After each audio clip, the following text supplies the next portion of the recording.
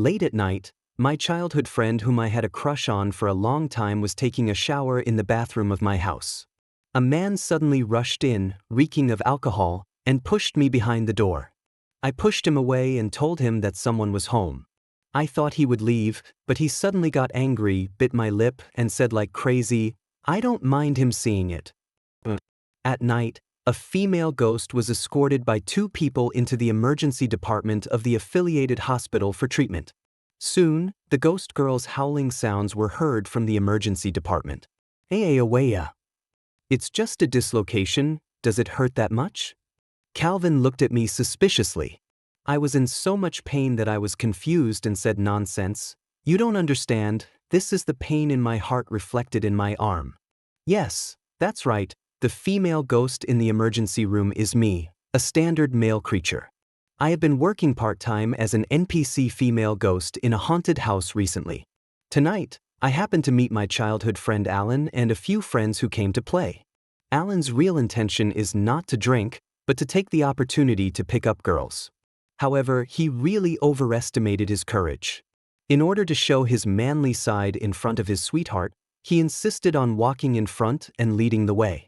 But before anything happened, just a flash of the light above his head, he was so scared that his face turned pale, hiding behind others and screaming, and later he simply closed his eyes the whole time.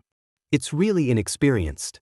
As a close friend of Alan, I was afraid that Alan's money was not spent well, so I went out of my way to scare him, trying to make him spend the money once and get 10 times the fright. Who would have thought that this kid was scared by me and had a subconscious defensive reaction? When I chased him to the stairwell, he closed his eyes and beat me up. Then I was miserable. In order to avoid his swinging fists, I kept backing away. As I was backing away, I missed a step and fell down the stairs. As I fell, I let out a heart-wrenching roar, "Alan, F***ku. Fuck." Alan was stunned for half a second before reacting, "Why is it you, Barry?" Then there was a turmoil. He carried me to the hospital without removing my makeup, wig, or skirt. I think I look quite funny now. Otherwise, I can't explain why this handsome guy with glasses, Calvin, keeps looking at me and laughing. I said, "Calvin, why don't you give me a mirror so I can look at myself?"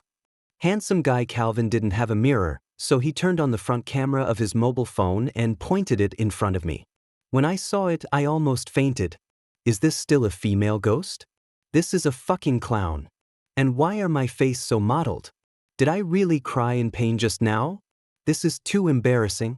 All right, I waved my hands. Take it back now, it hurts my eyes. Calvin laughed again. Such a damn beautiful smile. I couldn't help but take a couple more glances. Alan paid the bill for me and came back to the clinic and slapped the bill in front of me. "Barry, remember to pay me back." "Ha, you made me fall down the stairs and now you want me to pay for it myself. That's a nice thought. What's the matter?" Alan looked at me with a half smile and gently pulled my wig. "Are you short of money or mentally ill? Why do you want to go to a haunted house and become a female ghost?" I really want to punch him. Who told you to celebrate your birthday? Who told you to have such expensive sneakers? If it wasn't for saving money, who the hell would go to a haunted house to work part-time? The hourly wage there is high, and they only need female ghosts. What can I do? It's really a waste of sincerity. I was annoyed. I'm a psychopath, I just want to wear a skirt for fun. What's it to you? Alan was overjoyed. Why didn't you tell me earlier that you like to wear skirts? Given our relationship, I should have gotten you a few. No need, thank you. The beautiful lady who came with Alan to send me here, the one he had a crush on, was also laughing beside me. I held back my anger and said, "My beautiful sister, please don't be fooled by his face. This guy is very playboy. I don't know how many girls he has sent love letters to since elementary school." Alan was really angry. He stepped on my foot lightly and explained in a hurry, "Don't listen to him. I didn't do that." I said, "Tisk, it seems that he really likes it." Calvin, I was really annoyed by his flattering look, so I turned around and asked the handsome Calvin, "Can you help me ask your colleagues if anyone has makeup remover?" Handsome guy Calvin helped me borrow it. My hands were not convenient to use and Alan didn't know how to remove makeup, So in the end it was the beautiful sister he brought with him who helped me remove my makeup. The beautiful sister is called Lena. She has a cheerful personality, a hot body, and dresses very coolly. I doubt whether a naive person like Alan can control such a person. I asked her hesitantly, "Are you Alan's girlfriend?" She giggled and said, "How is that possible? He looks just like my brother. How can I harm him?" I asked again, "Then why did you go with him to take me to the hospital?" "Lena, I was worried that you two kids wouldn't be able to handle it. I was in this group tonight, and he's the only one who's familiar with me in that group. If I don't take care of him, who else can?" It seems that he has no interest in Alan at all. I felt a little gloating, but when I thought of Alan's expression when he told me a while ago that I fell in love with a very cool person, I felt a little sad. This fool is so eager to do something. Forget it, let him be hot as he pleases, it's none of my business. When we came out of the hospital, Alan asked me in a nagging manner if it was inconvenient for me and if he wanted me to go home. I got impatient and told him to get out. He was so happy after hearing that. He gave me a thumbs up behind Lena's back, praising me for being considerate and sensible. Then he said in a gentlemanly manner, "Then I'll take Lena home first. Her home is quite far away. You can take a taxi by yourself. Be careful. I'll visit you at your home tomorrow." Lena said she didn't need to send him off. I saw Alan winking at me and his eyes twitched, so I helped him. "It's okay, let him send him off. He's full of energy and he won't be able to sleep at night if he doesn't run around." Alan happily took a taxi with Lena and left. I suddenly feel very tired. It's so fucking hard to dress up as a female ghost, especially for someone like Alan who values love over friendship. I didn't want to move anymore, so I squatted beside the flower bed next to the hospital, put the wig and white dress aside, and struggled to light a cigarette with my only remaining hand, staring blankly at the cars passing by. Fortunately, I'm used to putting the skirt directly over the t-shirt I wear, so I can take it off at will. Otherwise, I would still have to squat here in my skirt. How weird. "You're still smoking when your hands are like this?" A voice suddenly floated down from above my head. I looked up and saw Calvin, the handsome guy who had just set my bones. "What's it called?" "Oh yeah, Calvin." A car with its headlights on passed on the road behind him, and his outline briefly became clear in the night. "TSK." I exclaimed in my heart. "It looks good. It's really good looking. You see, there are many people in this world who are more handsome than Alan. I can easily see one in the hospital." "Who is Alan?" "Calvin, would you like one?" I smiled at Calvin, took out a cigarette box from my pocket and handed it to him. Calvin seemed to hesitate for a moment, but finally answered, "Thank you." Then, for some unknown reason, we sat together by the flower bed and smoked. "Does your arm hurt anymore?" he asked me. "Not bad," I said casually. "What about the heart?" I turned to look at him. Calvin smiled at me in the white mist that was spreading everywhere. "Didn't you just say that the pain in your heart was reflected in your arms?" I raised an eyebrow. "It hurts. What? Does Calvin have a solution?" Calvin smiled and shook his head. "Sorry, I'm not good at medicine." I exhaled the last puff of cigarette, patted my pants and stood up. "Then you should improve your medical skills. It's too late. I'll leave now." But Calvin stopped me, waved his phone at me and asked, "Can I add you on WeChat?" Honestly, I'm not surprised. After all, it's late at night, and unless there is some other intention, who would sit here and smoke and chat with a stranger? And I'm not bragging, I've always been pretty accurate in my gay life over the years. This Calvin, I don't think he is heterosexual. "What?" I asked casually. Did Calvin fall in love with me at first sight? Calvin probably didn't expect me to be so straightforward. He was stunned for a moment, then laughed. He really loves to laugh, and his teeth are so white. "Yes," he admitted frankly without making any sanctimonious excuses, "it all depends on whether you are willing to do me the honor of getting to know you." I laughed too. "Do you know why I'm hurt today? Because the person I like and the person he likes go to the haunted house where I'm an NPC. Isn't that a coincidence?" I was jealous. I secretly wanted him to reveal his cowardly nature so that other girls wouldn't be attracted to him. So I tried my best to scare him until he wanted to hit me. Then I hid when he hit me. As I was hiding, I fell down the stairs. As I said this, Calvin looked at me and listened very carefully, as if I was giving an important speech. After I finished speaking, he also commented positively on my behavior. He drawled out his words, as if thinking for a second or two, and then said, "It sounds like you brought this upon yourself. I feel good. I really deserve it. If I could, I would really like to slap myself in the face for inexplicably liking Alan." I patted Calvin on the shoulder in a friendly manner. "I really like your honesty." Then we chat. Calvin shook his phone again. I said in a big way, "If I add everyone who wants to add me on WeChat, then I won't have enough WeChat accounts." But not long after I finished this, I started to regret it. Well, there is no need. Alan is a die-hard straight man. No, he is even a die-hard straight man who hates gays. There's no chance for him and I to be together in this life. I finally met a man who at least looks like me. Why should I pretend? Never mind, I'll do it next time. If there is a next time. On Alan's birthday, he asked me to go watch Lena and her band's performance in the bar. Lena is the lead singer of an underground band, something I just found out about not long ago. She seemed to be a very sociable person. After we met at the hospital, she asked Alan to invite me to watch their band's performance. I went, and after the performance, I had supper with Alan and the band. In her words, this was considered a friend. Their band had another performance that day, and I didn't really want to go, but Alan said, "It's my birthday today, and you won't accompany me on my birthday? Barry, do you have other brothers?"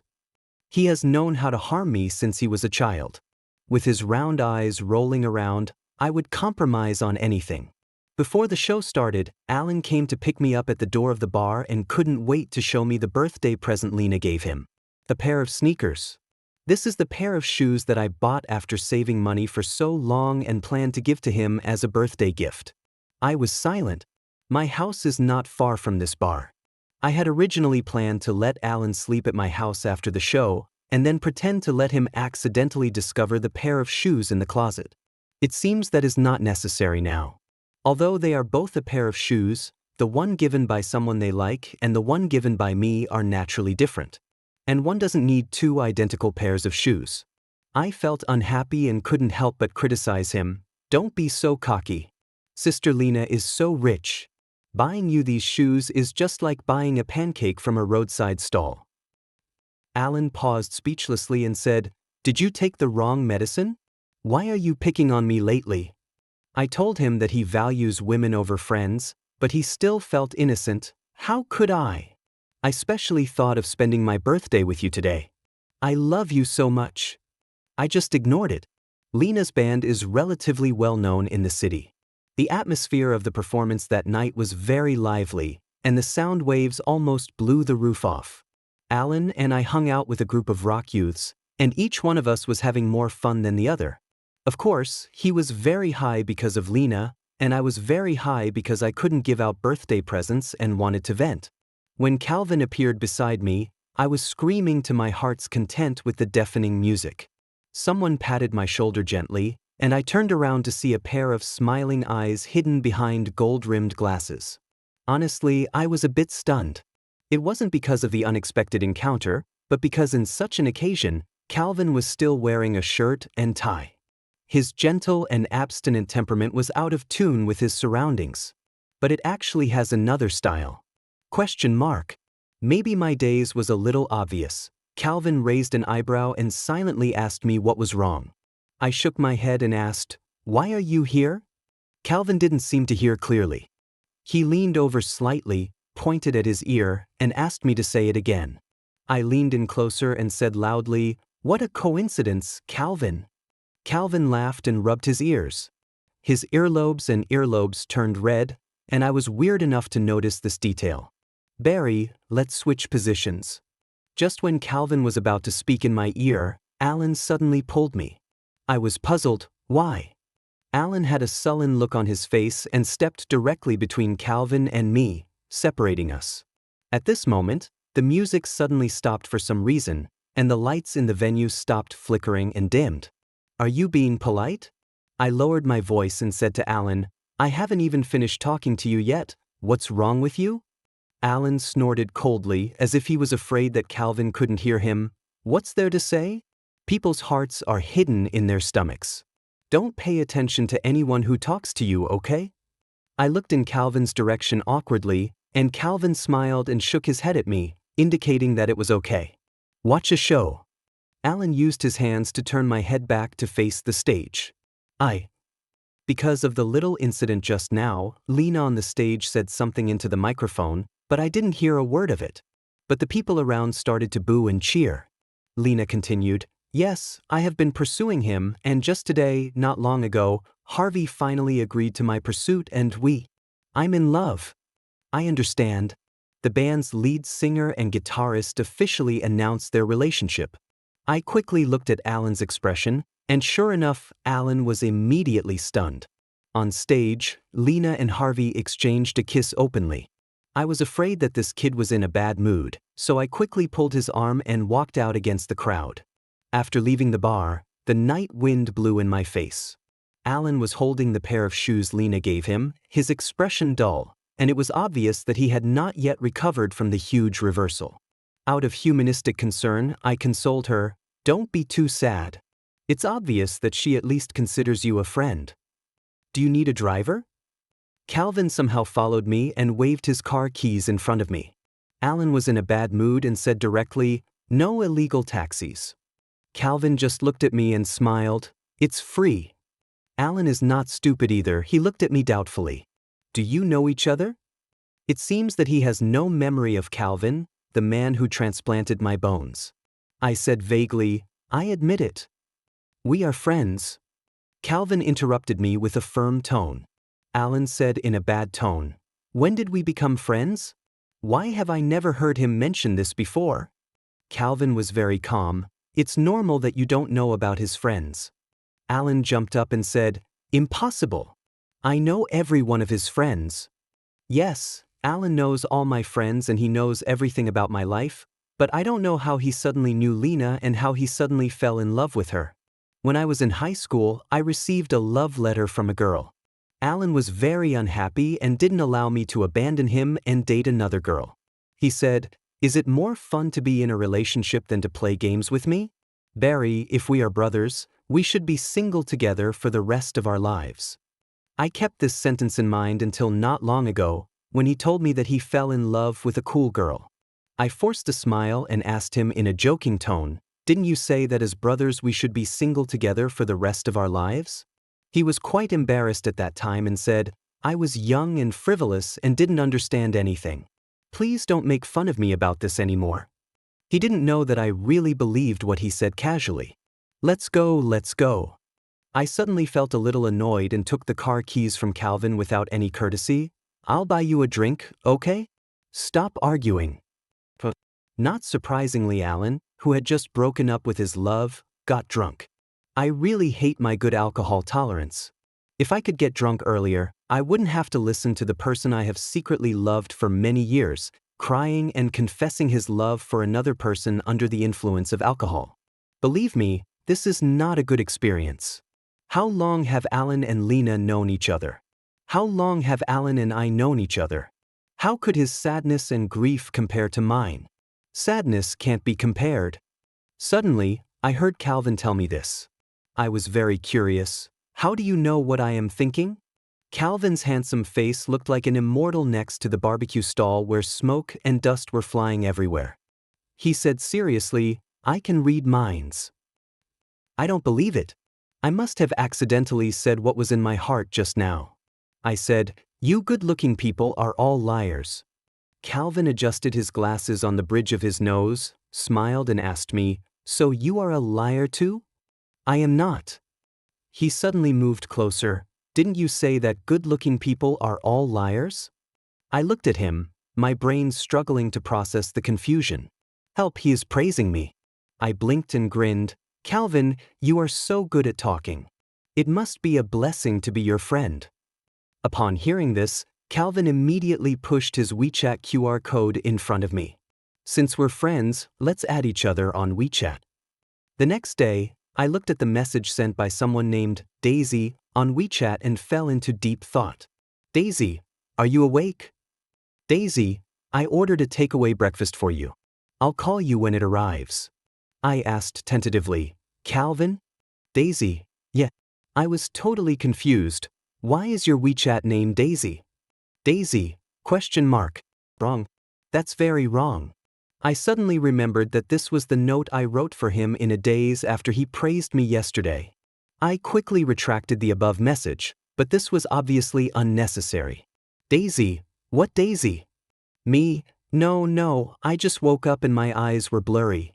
Fortunately, Calvin was busy seeing patients and didn't have time to argue with me about this. I closed WeChat, sat on the bed hugging my pillow and recalled what happened the night before. First, Alan got drunk and confessed his love like crazy, then I got drunk and couldn't take care of myself, and finally Calvin drove us two back to my place under my messy instructions. Before getting out of the car, Alan seemed to have vomited in someone else's car. I slammed the pillow in my arms. What a sin this is. I quickly sent another WeChat message to Calvin. Sorry Calvin, I really troubled you yesterday. How much did you pay for the car wash? I'll transfer it to you. No reply. Probably busy. Barry, did you order takeout? At this time, Alan's voice came from the living room. I quickly got out of bed and ran out. Alan had already brought the takeaway in and put it on the coffee table and opened it. You're going too far. I was so drunk yesterday and you threw me on the sofa. I just woke up by rolling off the sofa. Can you believe it? It seemed that Calvin had thrown him onto the sofa. I rent this house. It has just one bedroom and one living room. Fortunately, the room is quite big and the bed is quite big too. Alan and I always slept in one bed when we were young. Now I want to avoid suspicion, but he doesn't care. Every time he comes, he just takes up half of my bed and I can't do anything about it. I seemed to want to help him into the bedroom and put him on the bed last night, but Calvin told me to just leave it alone and lie down while he took care of it. As a result, I fell down and lost consciousness. I didn't expect that Calvin really didn't care about Alan.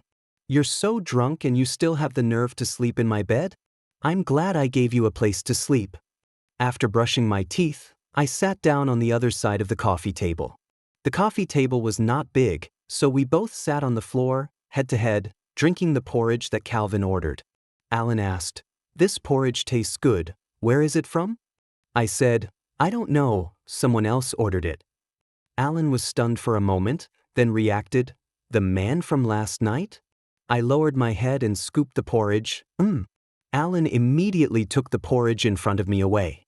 I frowned. "What are you doing?" Alan said, "That guy is not a good person. You are not allowed to drink the porridge he ordered." Which eye of yours saw that he was not a good person? Phew. Isn't it obvious? He has ulterior motives towards you. So what? He didn't do anything out of the ordinary to me. Barry, you are crazy, he is gay. Alan was shocked. How can a homosexual be a good person? Then do you know that the person sitting in front of you is also a homosexual who you call not a good person? I felt tired and couldn't help but say, whether a person is gay or not should not necessarily have anything to do with whether he is a good person or not. This time it was Alan's turn to frown. I looked at him quietly. I know you don't hate homosexuals at all. You hate your father. But so many years have passed, Alan. Let yourself go and forget it. Alan hates hearing the word, Dad, the most. I made him angry and he left, and when he left he slammed the door loudly. I smiled self-deprecatingly, took back the porridge he had taken away, and drank it slowly, mouthful by mouthful. The phone on the coffee table vibrated.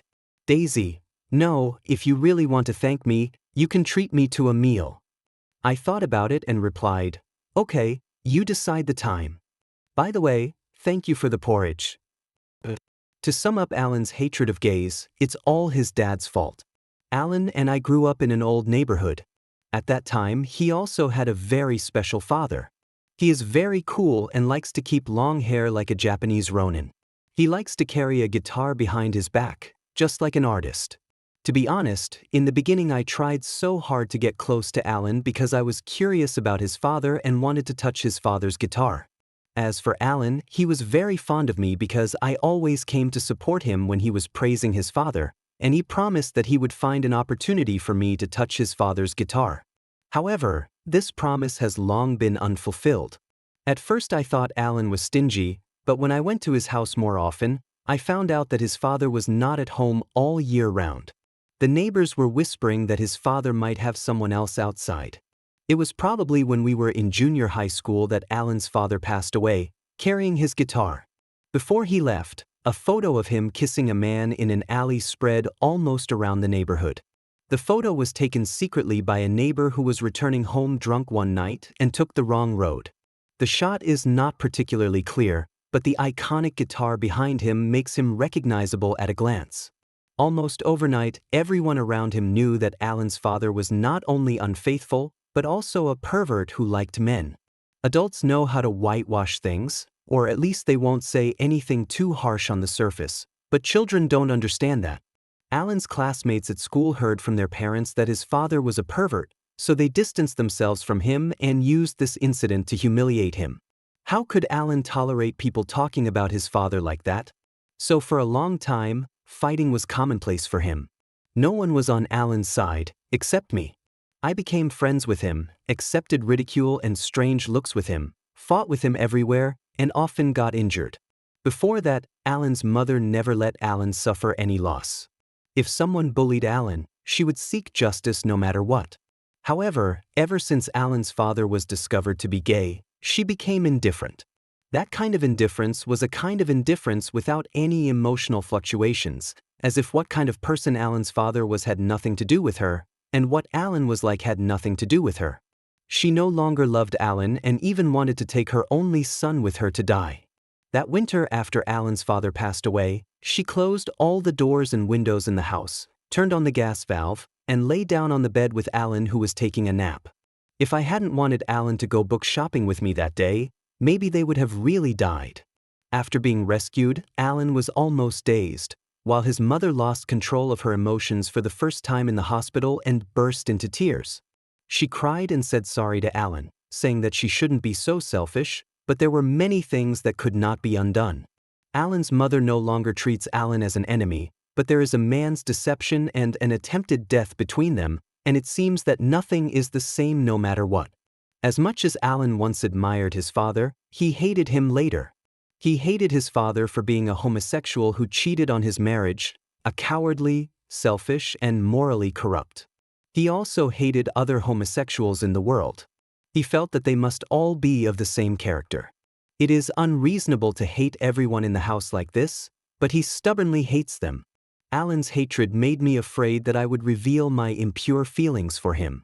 For this reason, I even distanced myself from him and avoided him, but it was all in vain. We have known each other for so long, like two pieces of super glue stuck together, it is difficult to completely tear each other out of our lives. The college entrance examination was originally an opportunity. I think, as long as we don't go to college in the same city, we will gradually become distant. But Alan was so meticulous that he sat next to me with his laptop while I was filling out my application, watching me as I finished it. So we came to a strange city together again. We are not in the same school and each has our own social circle, but Alan always clamors to be the absolute center of this circle. Sometimes he would travel across half the city to see me at my school, just to have a meal with me and play a game of ball. He would say, "Who made you so busy?" and that the little friendship we have is only maintained by me being so idle. Actually, it's not. Being busy is just an excuse. I just want to reduce contact with him, but he doesn't understand. This fool will never understand. Frankly speaking, I have kept this feeling in my heart for so many years, and it makes me feel very uncomfortable. I don't want to be a lovesick person anymore. If there is even a slight chance that my feelings will be reciprocated, perhaps I would still be willing to persevere. But the fact is, there is not even the slightest possibility. People should not torture themselves like that. What needs to be given up will eventually be given up. Calvin sent me a message asking me if I still meant to treat him to a meal last time. I looked at the time on my phone. It was 10 o'clock in the evening. I was full of questions. "Brother, are you sure about this time?" "Daisy, I just got off work and I want to eat some wontons. If you think it's too late and inconvenient, that's fine." I hesitated for a while, but finally agreed. Okay, where do you want to eat? I'll be there now. Daisy, I'm at the gate of your community. That's great.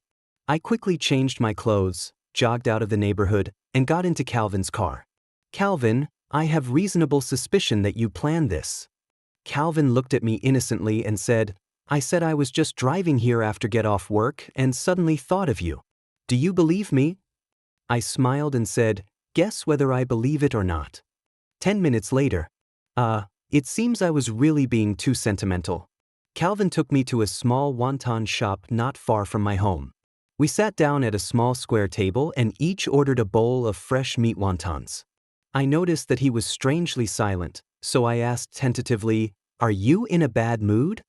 No, he smiled, I'm savoring the wontons. God damn, seriously savor the flavor. I felt so bored that I just lowered my head and ate the wontons seriously. After eating wontons, we walked on the road under the particularly round moon. As we walked, Calvin suddenly said, That wonton shop has been open for many years. I was studying the shadow on the ground, and when I heard his voice, I looked up and said, Huh. When I was little, I lived nearby, and my dad would occasionally take me there for a midnight snack. He looked a little melancholy, and I thought he missed his father. After thinking it over again and again, I still didn't know how to start the conversation. Calvin asked, Why aren't you talking? I said honestly, I'm not very good at comforting people.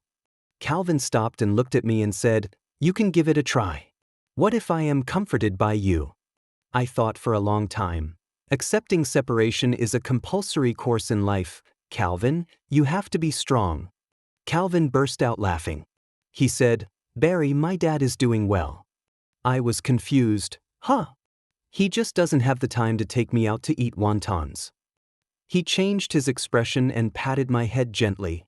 Let's go, it's getting late. I'll take you home. The wind started to blow, and the leaves of the trees along the road made a rustling sound in the wind. Because of the misunderstanding, I was too embarrassed to talk to Calvin for most of the time, until the rain suddenly started. It took only a few minutes for the rain to change from sparse raindrops to heavy rain. Calvin dragged me to run in the rain, and when we got back to the car, we were still soaked from head to toe. There was rain all over the lenses of Calvin's glasses, so he took them off and wiped them. I looked at his messy hair, wet eyelashes, and the water dripping from the tip of his nose. Calvin put his glasses back on his nose. I quickly looked away.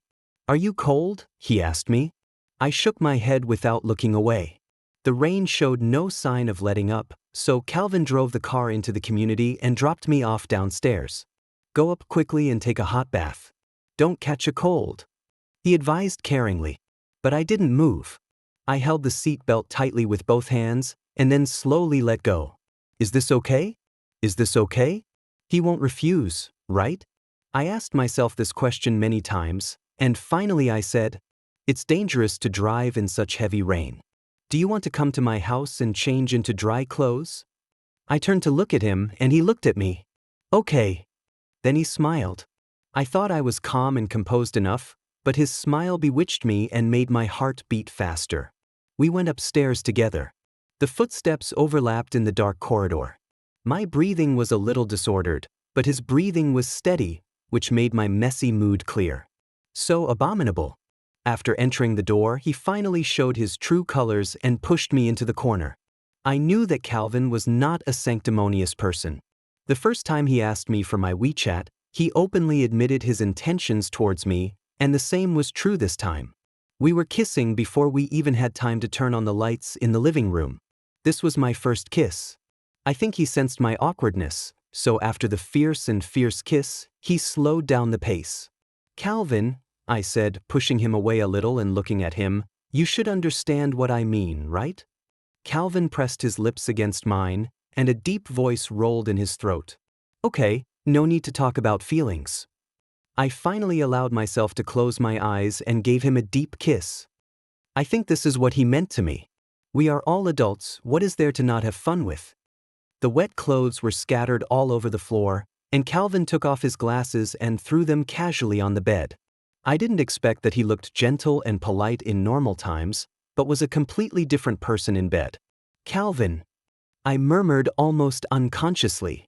Don't call me that. He leaned over and whispered in my ear, "You're making me feel guilty about my job." I don't care. Guilt, I've long been accustomed to coexisting with it. I repeated this name in Calvin's ear as if jokingly, and he got half seriously angry, his beautiful eyes, without the lenses blocking them, revealing a hint of frightening cruelty. You are so disobedient. I heard him sigh, and then I was punished by him. I realized that Calvin was actually a dormant animal. He foraged and hunted nonchalantly until he was enjoying himself, at which point his animal nature was fully revealed. I was terrified and thought that I shouldn't provoke him. But there was a moment when I thought my decision was absolutely correct. Everything I had suppressed, restrained, and hidden over the years now boiled over and evaporated here. When Calvin kissed me again, I thought for no reason that I would fall in love with this feeling. 7. Barry, you are a bad guy, right? Now when I hear someone call me Calvin, I will think of you in bed. Tell me, what should I do with you next time we meet? When I received a message from Calvin during class, I immediately turned off the phone screen with a red face. Graduation was approaching and there were many things to do at school, so I temporarily moved back to the school dormitory from my rental house. As a result, we hadn't seen each other for almost a month. We used to hang out together a while ago. Well, let's just use the word hang out. Then I discovered that getting to know someone from scratch and slowly updating your understanding of that person is actually a very interesting thing. For example, Calvin, who has a face that looks like he doesn't care about worldly things, actually eats both meat and vegetables. He can talk to you about nonsense with a calm expression and a very serious tone. He could sit upright and write a paper 1 second, and the next second, carry me to his desk and lean over to kiss me. I pushed him and asked, "Aren't you writing a paper?" He took off his glasses and put them aside, and while adjusting his tie, he told me that this is called combining work and rest. Damn the combination of work and rest. Sometimes I really don't want to admit it, but I really fall for it. Please, it's broad daylight, I'm in class. Don't send me these weird things. After a while, I finally felt less ashamed, opened WeChat, quickly typed this line and sent it. Calvin's note on my WeChat has long since changed from Daisy to Calvin. I was guilty and thought that this would make it seem less fishy. Who would have thought that now, these 3 words have become the most improper? Calvin sent a voice message back. I wanted to listen but didn't dare to, so I finally lay on the table, secretly put the receiver to my ear, and pressed the voice message. Then you should study hard and don't let me lead you astray, Barry. This deep voice and that hint of a smile was definitely intentional. I rubbed my hot ears and turned off the phone screen again. On the day I took my graduation photos, Calvin happened to have a day off and drove to my school. He brought a bunch of sunflowers, put it in my arms, and hugged me with his arms. Happy graduation, Barry. I know that this hug is just normal etiquette in the eyes of others, but when he spoke in my ear and his lips brushed my earlobe, I couldn't help but think of the nights I spent with him. It's so strange, I never seemed to be so greedy for physical contact from a person. Alan never let me do that either. No, there is absolutely no comparison. As for Alan, I have always wanted to escape from him, so how can I still be greedy for him? After taking graduation photos, my 3 roommates were busy with their own things and didn't go back to the dormitory.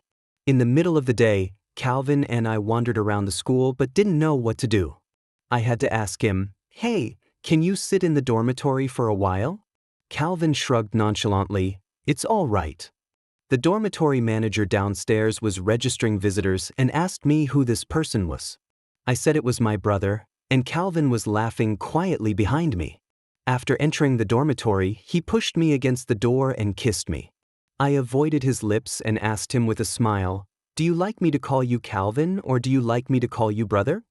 Calvin raised his eyebrows. "If you really like these 2 names, you can call me Calvin brother." "You win, brother Calvin." I pushed him away, found the air conditioner remote control, turned on the air conditioner, and pulled out the chair next to my desk. "This is my chair, sit here." "I took your seat, where do you sit?"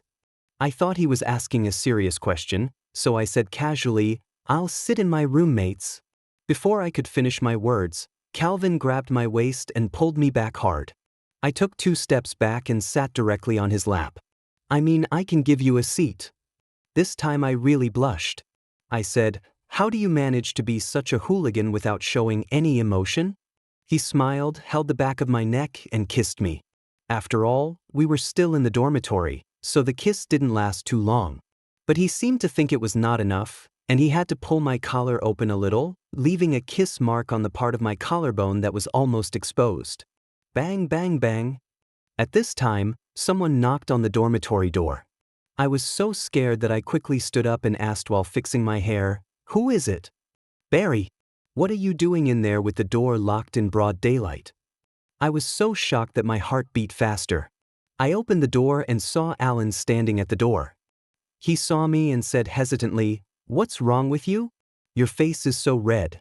Do you have a fever?" "No, I just got back to the dormitory and it's hot." I didn't let him touch my forehead and asked him, "Why are you here?" Alan was even more confused. "Didn't you see the WeChat message I sent you? I told you I'd come to see you." I certainly didn't see it. During the time I was with Calvin, I didn't think I even looked at my phone once.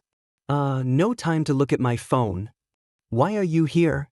Alan suddenly pushed me aside and walked into the door, glaring at the person sitting in my seat.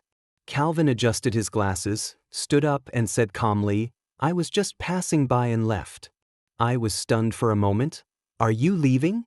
"Well, you stay with your friend."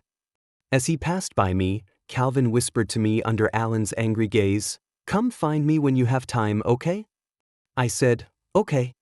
He also smoothed my collar. Alan was so angry that he tried to push his hand away. "Don't touch me." Calvin just smiled at him politely. Alan was so angry that before he could even walk away, he said unhappily, "I've already told you that he has bad intentions towards you. Why are you still associating with him?" "It's my freedom to make friends with anyone." I closed the dormitory door and turned around to see Alan about to drink water from my cup. "Can you please stop using my cup?" I took a few quick steps and snatched the cup back. "Don't we have disposable paper cups?" "What's wrong?" Alan muttered. "I'm too thirsty to pretend." "Okay, master, I'll help you put it on."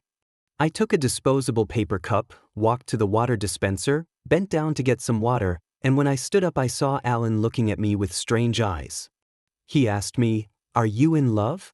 I put the cup of water in his hand and pretended nothing happened. "No." "Then what is this?" Alan put down the cup heavily and suddenly pulled open my collar, his tone almost questioning. I didn't expect his eyesight was so good that he could immediately see the kiss mark left by Calvin. I didn't even blink and said, "It was a mosquito bite." He gritted his teeth and said, "What kind of mosquito can bite like this? Do you think I'm stupid? Is this important?" I pushed his hand away calmly. "Alan, no matter how close we are just friends. You can't control me so much." Perhaps because I had never said such words to him before, Alan was stunned for a long time after hearing this. "Is it not okay for me to show some concern?" "Okay," I said bluntly, "but I've already said no, and you're still pushing me. That's no fun." After that, we played games and had dinner together as usual. One good thing about Alan is that he can be very indifferent to everything except his family affairs. We had a small argument over something, but it will be fine in a couple of days. I quickly experienced love and one-sided heartbreak, but it didn't seem like I was sad for long and I moved on. He even began to reflect. I think, maybe I didn't like her that much. I just thought it was cool that she formed a band and played music. I really want to say, how come it is so easy for you to admire people who play music since you were a child? But I dare not. After much discussion, Alan came to the same conclusion. Dating is just SOSO experience, Barry. I still think it's better to be single with you for the rest of my life. I laughed at him. Your love was a failure. You're just flattering yourself by saying you're in love. Alan turned around and glared at me, asking relentlessly, "Just tell me whether you want to be single with your brothers for the rest of your life?" "It depends on my mood." Not good. I found that when Alan asked me this question, Calvin's face flashed through my mind. It was obviously me who first suggested not having a relationship. And the time we've known each other, Doesn't seem to be too long. But I just thought of him. That doesn't make any sense. After graduation, I successfully got a job as a programmer in a large company, while Alan joined a game company. He wanted to share a house with me every other day, saying that it was too boring to live alone. I said that our companies were so far away from each other, and it would not be suitable to rent a house anywhere, so forget it.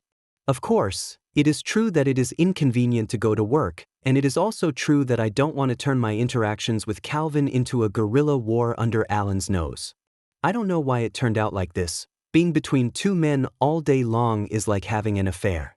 Obviously, one is just a good friend, and the other has no status at all. One night, Calvin came to me drunk. I didn't know whether he was in a bad mood or simply drank too much with friends.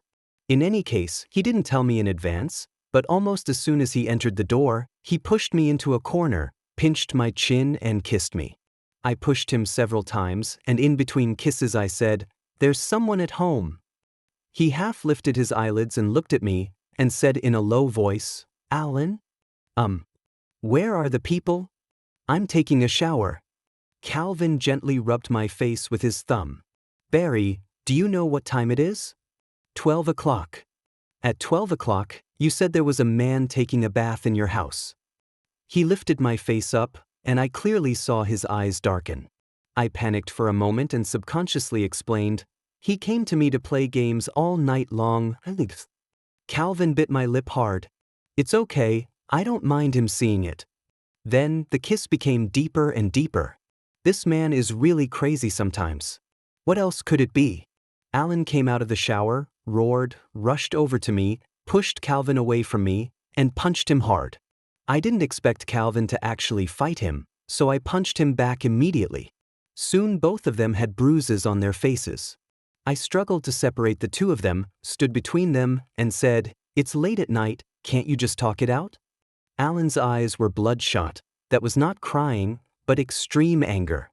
He yelled, "Barry, you are out of your mind. He forced you like this, and you still want to protect him." I said, "He didn't force me."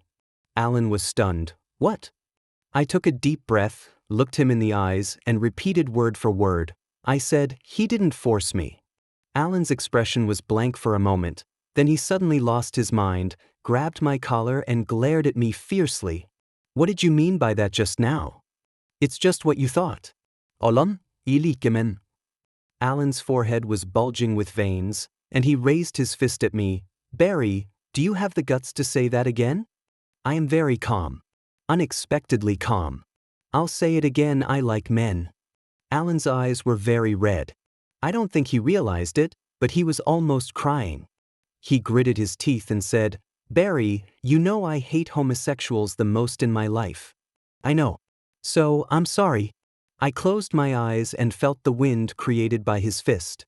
However, the expected pain did not fall on my face. Opening his eyes, Calvin squeezed Alan's wrist and stared at him coldly. "Alan, please get this straight," Calvin said. "You hate homosexuals, and it has nothing to do with Barry, so what right do you have to be mad at him?" "Shut up." Alan's face was gloomy. "It's none of your business as an outsider to interfere in the affairs between him and me." Calvin was not angry at all. Instead, he smiled and said, "Alan, I really look down on you." His gold-rimmed glasses reflected an almost sharp light under the cold light. "Are you angry because he's gay? Or are you angry because he's gay but the person he likes is not you?" Alan's face turned pale. I was anxious and pulled Calvin's clothes from behind. "Calvin, stop talking. If you have nothing to say, just go back. I'll find you tomorrow, okay?" Calvin obediently let go of Alan's hand. Alan seemed to come to his senses all of a sudden and attacked Calvin again when he was off guard. Alan is very ruthless when he gets serious about fighting. When he was bullied in middle school, he would get so angry that he would grab the bully's hair and bang his head against the door without caring about anything. Calvin touched his sore spot and he went completely crazy. How could I have such dirty thoughts about Barry? I'm not a pervert like you. There was a decorative vase on the shoe cabinet in the entrance hall. The vase fell down during their fight, spilling water and breaking into pieces all over the floor. Calvin was knocked to the ground by Alan, and his palm accidentally pressed on the fragments. The bright red blood spread in the water, which was shocking at first glance.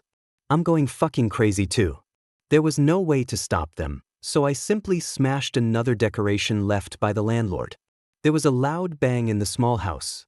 Would you please stop going crazy in my house? If you want to fight, get out of here and fight. They both stopped at the same time.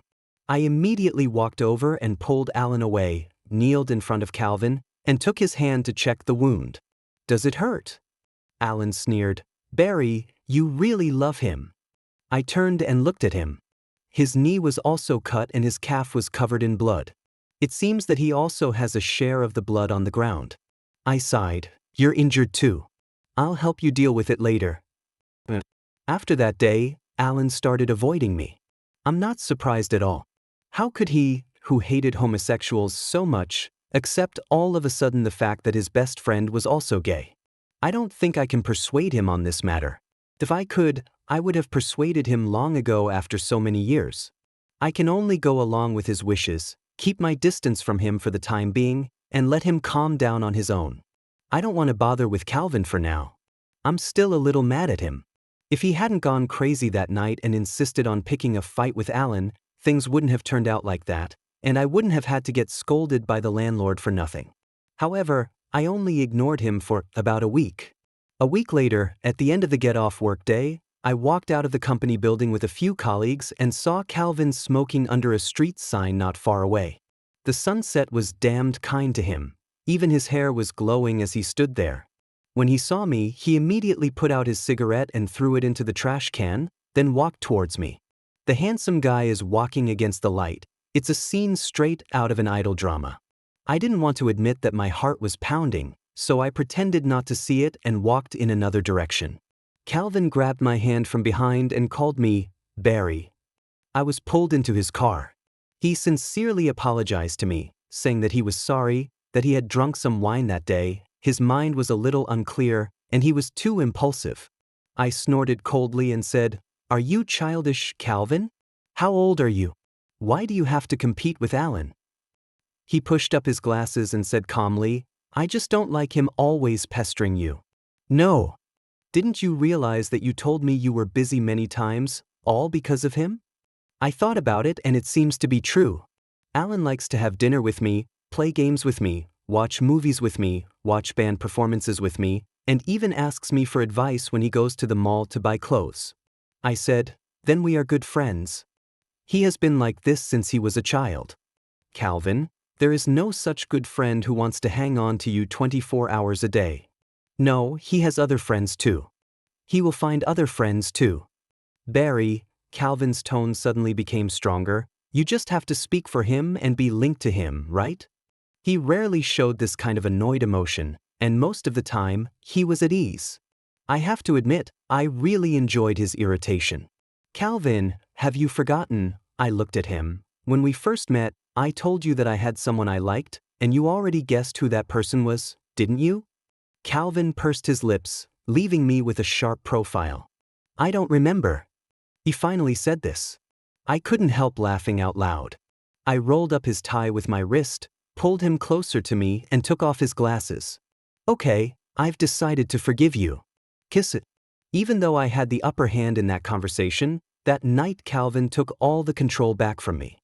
In my ear, he asked me in an almost bewitching voice, Barry, do you know who I am? I said, You're Calvin. He took control of my vision and my desires. I will plead with him and he will give it to me. By the end, I couldn't even speak in complete sentences.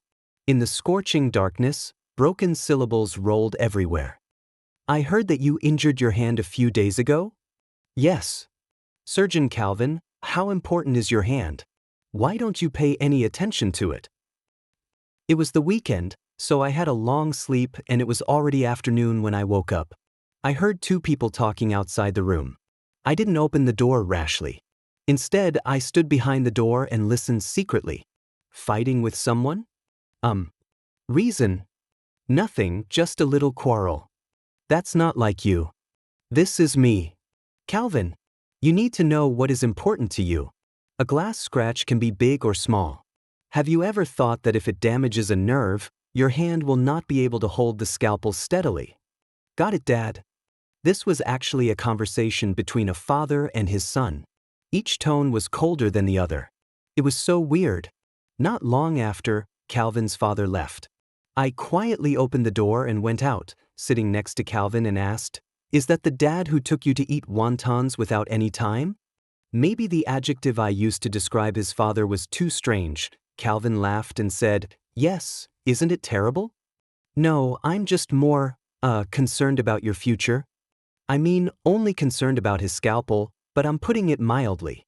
Calvin was silent for a moment after hearing this. Unfortunately, I am not the medical genius he expected. No matter how much he cares about my future, I can never reach the heights he expects me to reach. Why do you want to be a genius? Being an ordinary person and living an ordinary life well is already amazing. What's more, Calvin is already powerful enough. How can a medical doctor who completes 3 degrees, bachelor's, master's, and doctoral, within the minimum time limit not be impressive? But he just shook his head. You don't understand, Barry, when your parents are both academic giants, it's a sin for you to be ordinary, or just a little bit better than ordinary. Others would naturally think that a child of a genius should also be a genius. Your parents would think that since you were born in such a family, your starting point is already much higher than others, so how could you not have any academic achievements at all? In your parents' minds, you are nothing more than a work of art in their lives. They put their heart and soul into you, but are reluctant to give you their emotions. They just want this work of art to amaze the world, and they don't care whether this work of art wants to be like this or not. Well, I thought about it and said carefully, then, fuck it, I'm done with it? Calvin was amused by me. Growing up like this sentence has indeed often echoed in my mind. I finally understood why Calvin loved to listen to rock music that was totally inconsistent with his gentle and ascetic personality, and why at certain times he would always reveal a bit of madness. He is too unfree. Forget it, Calvin. I knelt on the sofa, held Calvin's face with both hands, and smiled at him. I will be an ordinary person with you, and I also have the leisure to take you to eat wontons. Why not tonight? I'm hungry. Life has been quite colorful lately. A few days ago, Calvin's father somehow found out about me and treated me to a meal that gave me indigestion.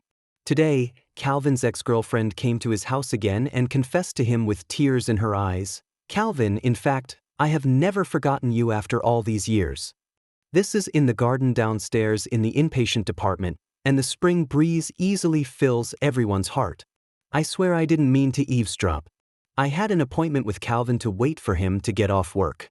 But as soon as I stepped into his office, his colleague and junior schoolmate came up to me mysteriously and told me that Calvin had reunited with his college sweetheart, and asked me to go and check on them quickly. Then I was dragged over. Calvin and his ex-boyfriend stood facing each other amidst the grass and trees. Calvin had his back to me, so I couldn't see his expression. But his voice was quite ruthless. "You were the one who broke up with me back then. Now so many years have passed. Why do you think you can start all over again?" The ex-boyfriend choked up, "Calvin, I did that for a reason." "I know." Calvin said, "You wanted to do research and wanted to get access to better resources abroad. My dad helped you. He not only sent you abroad, but also covered all your expenses abroad." I am confused. While having dinner that day, Calvin's father told me that Calvin's relationship with a man was just a form of rebellion. He also had a relationship with someone in college, but after his persuasion, he soon returned to the right path and the two broke up. As for the relationship between Calvin and I, he guessed, we had some arguments about his career plans some time ago, and we had a few unhappy moments. Now he is just using his old tricks again to annoy me. After that, he asked me, "How long do you think his rebellious period will last this time?" Come on, Calvin is already 30, not 13, there is no such thing as a rebellious period. And after listening to this, it seems that he was just persuading me back then. It was clearly a bit of coercion and inducement. Calvin's dad really understands the art of speaking. "I'm sorry." The ex-boyfriend lowered his head. "I needed this opportunity at the time." "I understand. I don't blame you. Your choice was not wrong. Then, can you give me another chance? Cannot. Calvin refused bluntly. But now I have the ability to face all the uncertainties of the future with you. Just because you're not wrong doesn't mean I have to turn back. Feelings have nothing to do with right or wrong. Daniel, it's just been so long that I've forgotten how it feels to love you. The man named Daniel burst into tears upon hearing this. Calvin silently pulled a pack of tissues out of the pocket of his doctor's gown. The junior schoolmate who pulled me here to spy on the enemy was extremely anxious and said that he was crying, and what if he cried and made the senior schoolmate soften his heart? I wanted to say no way. Calvin was very hard-hearted, but before I could even say anything, she pushed me out. Calvin turned around and stared at me. Haha, I laughed awkwardly. I'm just passing by. You guys continue chatting. I'll leave first if nothing else. My junior schoolmate doesn't know the situation clearly, but I do. I wasn't even Calvin's serious girlfriend, so I really didn't want to get involved in such a situation, so I walked away very quickly. Calvin caught up with me and grabbed my wrist. Barry, why are you running? I said, I didn't run away. I just left normally. Calvin was so angry at my sophistry that he almost laughed. Don't be angry. He took a step closer, lowering his eyes slightly, like a sign of weakness. I can explain anything you saw, okay? I said no, actually I understood everything. He took me to his office anyway. Calvin had already gotten off work, and there were few people in the office area. I sat down on the couch in his office and asked, What do you want to explain to me? Calvin asked back, What did you understand? I understand the reasons behind your breakup, and that he still has feelings for you. I rejected him. I know. Calvin suddenly stopped talking. I waited for a long time, only for him to squat in front of me and look at me meaningfully. I asked softly, What's wrong? Calvin's eyes flashed. Did my dad look for you too? Yes. Were you convinced by him? Why should I be convinced by him? We are not in a relationship, so his tricks won't work on us. Barry. Calvin was quite helpless. He probably doesn't know that I just like him calling me in all kinds of emotional tones. I smiled and said, Calvin, let me ask you first, are you going to join me in confirming the crime your father has convicted us of? What? Just a romantic relationship or something. Speaking of which, I still feel a little guilty. After all, it was me who said I didn't want to have a relationship with him. As a result, I am the one who makes the rules and I am also the one who breaks the rules. I touched my nose and said, I think I'm okay. You can consider it. Calvin didn't even wait for me to finish my sentence. He swallowed the tail end of the sentence with a kiss. I grasped his doctor's gown tightly, wrinkling it. So, now I can finally call myself your boyfriend? Calvin asked, resting his hand against my forehead. I raised the corner of my mouth. Yeah, haven't you been waiting for this day for a long time? Calvin hummed, a little longer than you think. Are you very proud now? It's okay, after all, someone didn't even want to give me his WeChat ID at first. TSK, holding a grudge. Watching Calvin adjust his glasses and straighten his shirt and tie, I suddenly became curious about a question. Calvin, your dad told me that you started dating a man just to piss him off. Is that true? Maybe a little. He was quite honest. From childhood to adulthood, my parents have cared about nothing but my grades and future. I am indeed a little curious about what else in the world can cause them to have emotional fluctuations. I curled my lips. That's not very moral. No, I do like men, but I just let them know on purpose. And you lost your first love because of this? It's not a big deal, Calvin said calmly. My recklessness and his choice together led to that result. It's just that none of the conditions were right time, right place, and right people. What about you? He pulled me closer and put his arm around my waist. My dad is such a good talker, but he can't convince you, huh? I just laughed and said, I can't help it. I'm just in love. Calvin's father probably didn't expect that the meal he treated me to would make me determined to establish a relationship with Calvin. Just because of what he said casually. I can see that my son likes you very much, but his love for you will not help him in any way. Instead, it will become a stain on his life. The words after, but, are not important to me. I just know that even he thinks that his son likes me. Calvin's father does have a lot of truths. He talked to me about life, the future, and the uncertainty of love. He said that the two men will face more difficulties in the future, and they may not be able to overcome these difficulties. All the fanfare will be in vain in the end. He also asked me, if I accept my money and leave him, my life will be much smoother. What's wrong with that? I know it all. But I still have to reject his good intentions. Many things cannot be measured by gains and losses. What's more, I think I'm living a good life now. I don't have any big ambitions and I don't need money to crown me. What Calvin's father wanted was for humans to become sophisticated instruments, but I just want to be a rough person. Perhaps he will never understand that some people in this world are born to need love more. 11. A few months later, I heard from a mutual friend that Alan was planning to follow the company's transfer and work abroad. I was very angry that he had no intention of telling me about such a big thing as going abroad. I asked him to meet me and asked him angrily, "Since when do I need to ask others for your information?" Alan hesitated for a long time and finally lowered his head.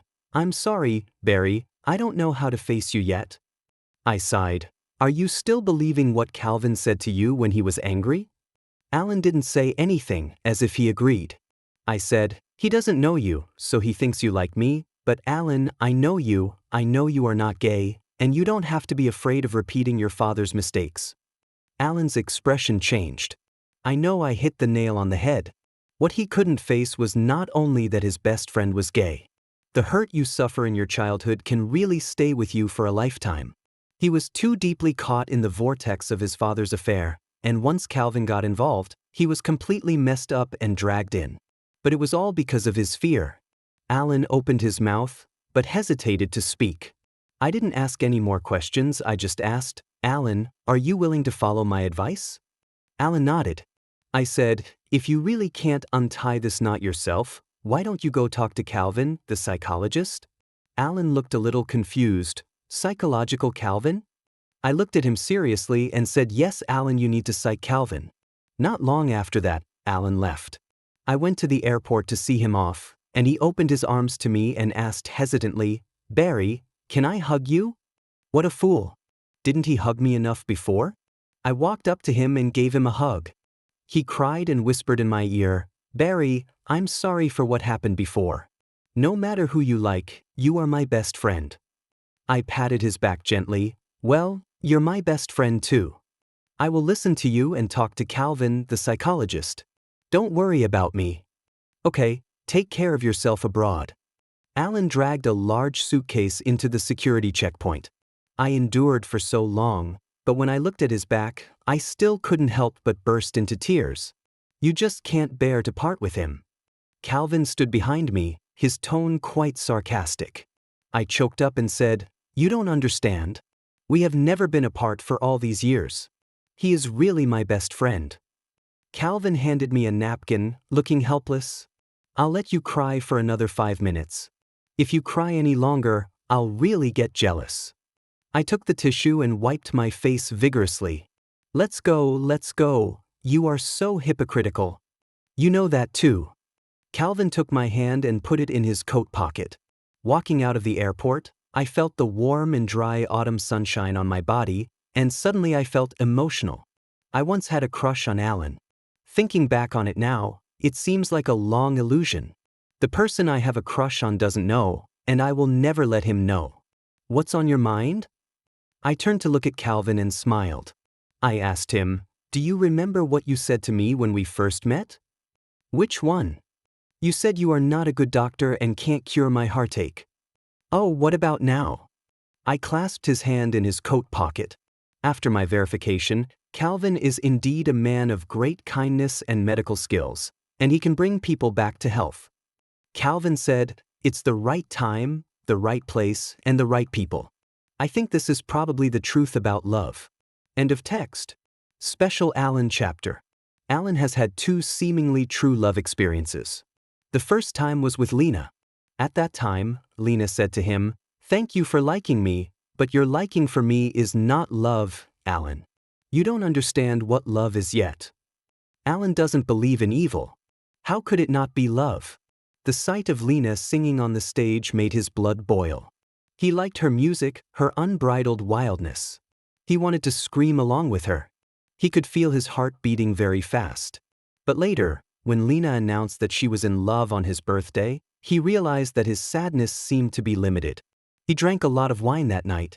He kept talking about his love for Lena and listing the reasons why he liked Lena, trying to prove that his feelings for Lena were definitely love. But the more he counted, the colder his heart became, and the colder his heart became, the more he drank. He realized it sadly. In fact, he just saw the shadow of his father in Lena. When Alan was a child, his father took him to watch their band's rehearsal on a whim. Alan's father was also in a band. At that time, Alan didn't know what bands or rock were. He just knew that the songs his father sang were exciting and his father looked incredibly cool when he sang. The first time Alan watched Lena's performance, he didn't even know why he was crying. It was strange, he hated that man so much, but his influence on Alan was still deep-rooted. Alan liked rock music and mistakenly thought that he fell in love with a rock singer because of that distant afternoon in his childhood. The second time was Barry. That was all because of what Calvin said. He asked Alan pointedly, "Are you angry because he is gay, or are you angry because he is gay but the person he likes is not you?" Alan was stunned at that time. He thought, how could that be possible? He was not his father. He is not his father. Alan was very angry and had a fight with Calvin, but after returning home, all he could think about was the same question: do I really like Barry? He has been very dependent on Barry since he was a child. Because no matter what happened to him, no matter how he was bullied or ridiculed, Barry would always stand by him, unconditionally. In a way, Barry is his spiritual support. He was really mad when he saw Barry and Calvin kissing. He felt that Barry had betrayed him, not only because of his homosexuality, but also because Barry refused to be the second most important person in his life besides his family. Of course, Alan knew that he was possessive of Barry, but he never thought of it in the context of love. When Calvin put this question in front of him, he was scared and didn't even dare to think about it. The person he hates most in his life is his father, and the person he least wants to be is also his father. He had never felt such a torn pain before, and he didn't even dare to talk to Barry. After going abroad, Alan did not forget Barry's advice and went to consult a Chinese psychologist. The psychologist told him that friendship inherently involves possessiveness, and what's more, Barry is too important to you as a friend, so it is normal that you don't want to share his feelings and care with others. Alan asked, "So, I'm really not gay?" The counselor asked, "Can you tell me why you care so much about this?" Alan hesitated for a long time, but finally told the truth. He talked about his admiration for his father and the collapse of that admiration, how the neighbors called homosexuals perverts, with disgust, the bullying he suffered because of it, and the subtle rift between him and his mother. He also told others what he had not dared to tell them before. In fact, ever since his mother wanted to commit suicide with him, he has always felt that his existence was a mistake. Over the years, Alan has never recalled the past in such detail and depth. He simply doesn't dare. A few years after Dad passed away, Mom expanded the small restaurant by herself, opened several chains, bought houses elsewhere, and they moved out of the old neighborhood. He thought he had forgotten many details. But it turns out not. Alan started crying as he spoke, and he cried freely in front of the strange psychologist. Later, Alan went to see a psychologist for consultation every week, and finally he slowly felt relieved. During the spring festival of a certain year, he returned to his country. He went to see Barry, who looked very pleased and said that he had matured. Barry and Calvin were still together, and after dinner, Calvin drove over to pick him up. It was winter and snowing. Calvin got out of the car, opened a black umbrella, and walked towards them in the heavy snow. Barry couldn't wait to run forward. Alan looked at his smile and couldn't help but complain in his heart. He really didn't know what was so good about this Jen. Barry and Calvin walked to the eaves together and said, "Alan, let's take you back." Alan shook his head. "I haven't been back for many years. I want to take a walk by myself." He went home in the snow, which covered him and landed on his woolen coat, turning into ice crystals and water. He took off his coat as soon as he entered the house and saw his mother dozing on the sofa. Only then did he realize that his mother had a lot of white hair on her head.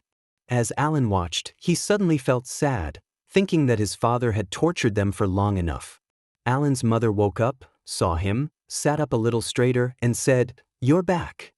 Alan bent down and hugged her, shouting in a trembling voice, "Mom." Mom's eyes instantly turned red. Maybe this is the tacit understanding between mother and son. They didn't say anything, just a hug, but it seemed to say a lot at once. How could a cowardly and selfish man be worth their lifelong sorrow? "Come on over. After this snow, everything will be over."